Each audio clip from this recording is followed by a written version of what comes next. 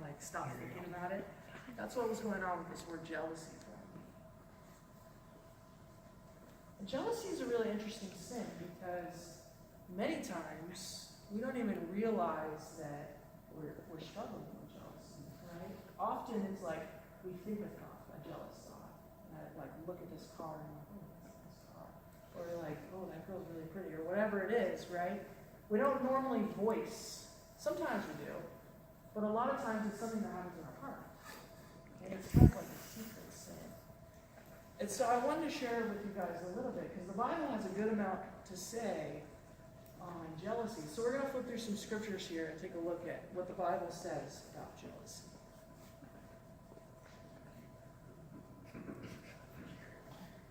There we go. The first one's from Proverbs, chapter 14. It says, "A heart at peace gives life to the body, but envy rots the bones." Look at that next one. Sorry, I should have made that bigger. James 3. "Who is wise and understanding among you? Let them show it by their good life, by deeds done in the humility that comes from wisdom. But if you harbor bitter envy and selfish ambition in your hearts, do not boast about it or deny the truth.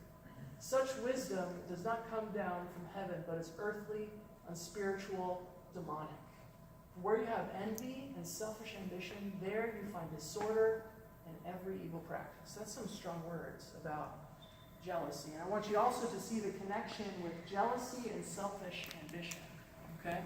But every evil practice. And then we have the famous passage that Paul writes about love, where he has this list of what love is and isn't. So 1 Corinthians 13, "Love is patient, love is kind, it does not envy, it does not boast, it is not proud, it does not dishonor others, it is not self-seeking, it is not easily angered, it keeps no record of wrongs. Love does not delight in evil, but rejoices with the truth. It always protects, always trusts, always hopes, always perseveres." And we've got one more, jealousy. "If you have any encouragement from being united with Christ, and any comfort from his love, if any common sharing in the Spirit, if any tenderness and compassion, then make my joy complete by being like-minded, having the same love, being one in spirit and of mind. Do nothing out of selfish ambition or vain conceit. Rather, in humility, value others above yourselves, not looking to your own interests, but each of you for the interests of the others." Okay? So, all that to say that jealousy, envy, pretty serious sin, according to the Bible. Okay? It's something that we need to deal with.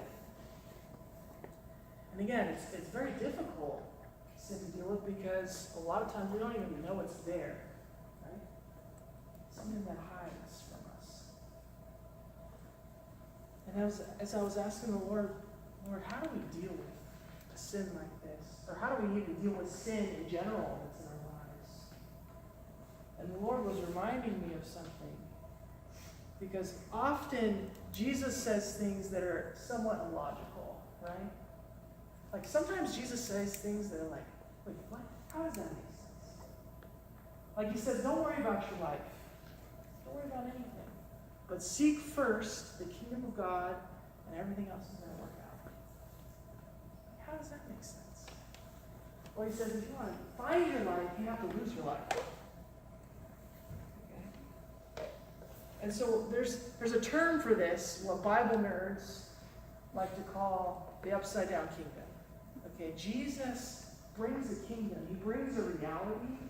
He brings a perspective that is upside down. It's often backwards. Growing up, I loved pizza. Okay. Loved pizza. And my parents had a rule. When the family went out to dinner, my brother and I were limited to 2 slices of pizza. Okay. I did not like this rule. I didn't understand this. That's a dumb rule.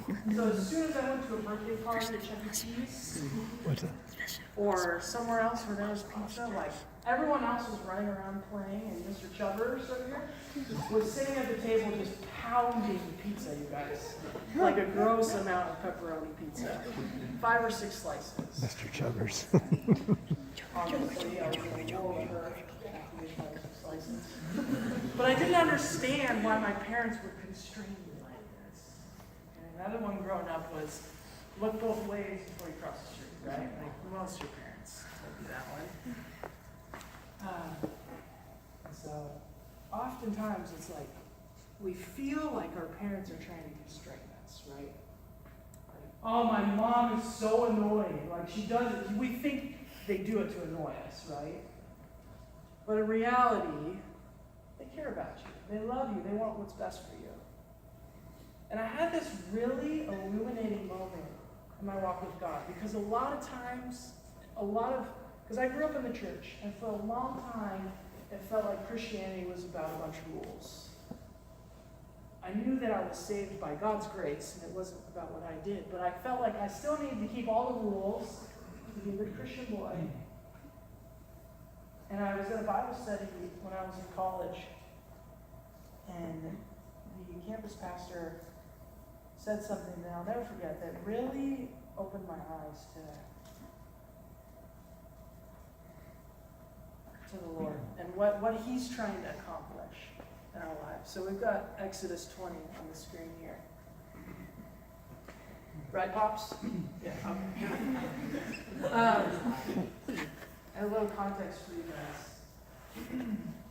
So God's people moved into the land of Egypt at one point. And God's people, or the Jews, the Israelites, they became so large that the king of Egypt, or the Pharaoh, saw them as a threat. And so he began to enslave them. He began to force them to build all of his major projects, and they had no laws, and they would beat them. It was terrible. And so God's people cried out to the Lord. They asked the Lord to save them, to deliver them. So long story short, God sent this guy named Moses. How many of you know kind of the deal with Exodus? So God sends Moses, and then God proceeds to do a ton of different miracles to free God's people from the hand of these slave drivers. Okay, he does some amazing plagues and parts of the giant sea so they can walk through, and they end up at this mountain in this desert. And God appears to their leader Moses, and this is what He says to him. This is in Exodus chapter 20. And God spoke these words: I am the Lord your God, the Lord your God, who brought you out of Egypt, out of the land of slavery. And then He proceeds to give them the 10 Commandments. You shall have no other gods before me, so on and so forth. And this little sentence, like, revolutionized the way I thought about Christianity and the rules.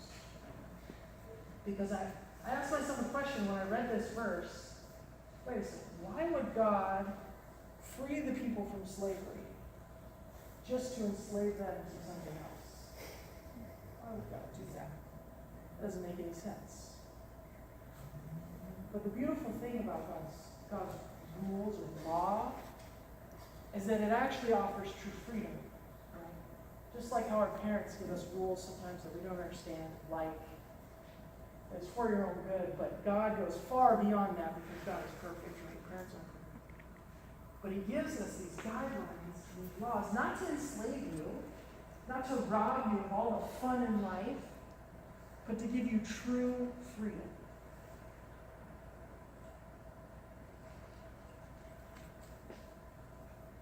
Because for so long in my walk with God, I was like, God, why can't I go? It felt like I was missing out at times. Like I wasn't able to go to those parties, right? Or I wasn't able to do those things with that girl, or whatever it is, right? Because I thought God wanted me to follow these rules. But now I've come to realize He's offering you something so much better than all those things, than those parties, than sleeping with that girl. He wants to give you true freedom. And again, it's this upside down thing. It's this thing that doesn't make sense. But if you walk in it and you chase it, you chase what God is telling you, you follow this truth, God will show up in a mighty, mighty way.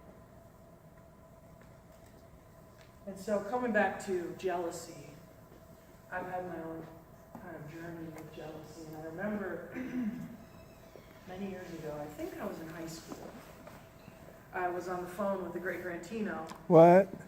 You're that old? Many of you spent a long time on the phone with the great Grantino, because I sure did in high school. And I remember venting to him about my younger brother, Tanner, and I was like, Grant, Tanner is so annoying, like he's so prideful. Like he always wants to hang out with my friends. He always wants to play the games I play. Yada, yada, yada, yada. And after a few minutes, Grant very wisely said something like, do you think you're prideful? Because, yeah, he does want to be like you. And I was like, whoa.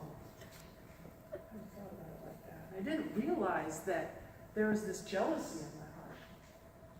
That I was jealous of the fact that my friends liked hanging out with my brother. And that he was like that. I didn't realize that there was this sin in my heart that I never really dealt with. I never asked God to reveal the secret sins in my heart. I remember another conversation similarly in this topic with the great Jimmy Flanagan. Another one I'll never forget. He was talking about his older brother, Denny, and how Denny was like Jimmy's biggest fan.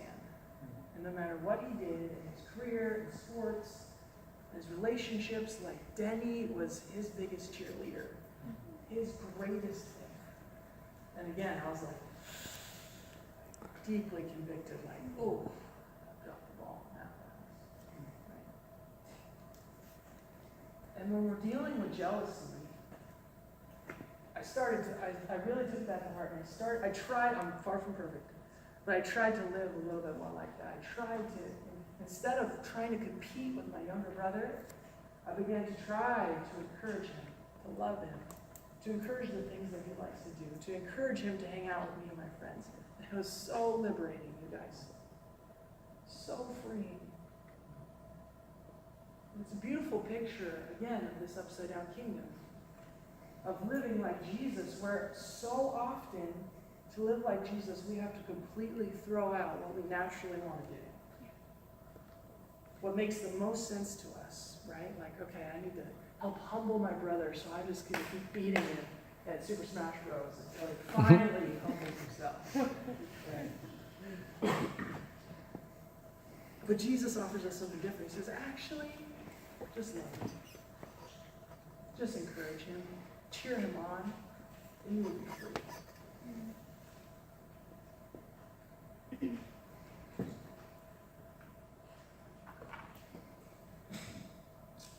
So now I want to create some space for you guys. And we're just going to take a few minutes and we're going to play some soft tunes, and there's some paper and pens Jimmy's going to grab for us. If you want a journal, if you want to, whatever you want to do, I just want to create some space for you guys to be with God. Maybe you want to talk to God about jealousy. And just kind of ask him, like, Lord, where do I struggle with jealousy? What secret sins are hiding in my heart and my life? Maybe you're struggling with something else. It doesn't really matter. All I want you guys to do is just interact with God. Talk with God. Maybe you need prayer for something, grab a leader, grab a friend. But we're just going to take a few minutes, just kind of sit. You can journal, you can write on some paper, do whatever you want to do to help connect you with God. Okay, and I'm going to pray, and then we're going to take a few minutes to do that, okay?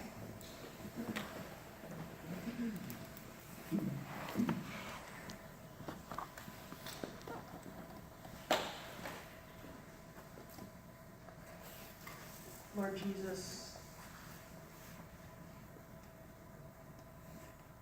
thank you so much, Lord, that you love us, that you want to pursue us, Lord. We just have to open up, Lord. We just have to say yes to you. So I pray you give the people in this room the courage to say yes to you. yes to your love and the freedom that comes with following you, Lord. The freedom that comes with laying ourselves down, dying to our own selves, Lord, being free to live a life that is so full. We welcome you in this place, Lord. Move in power. In Jesus' name. Amen. Amen.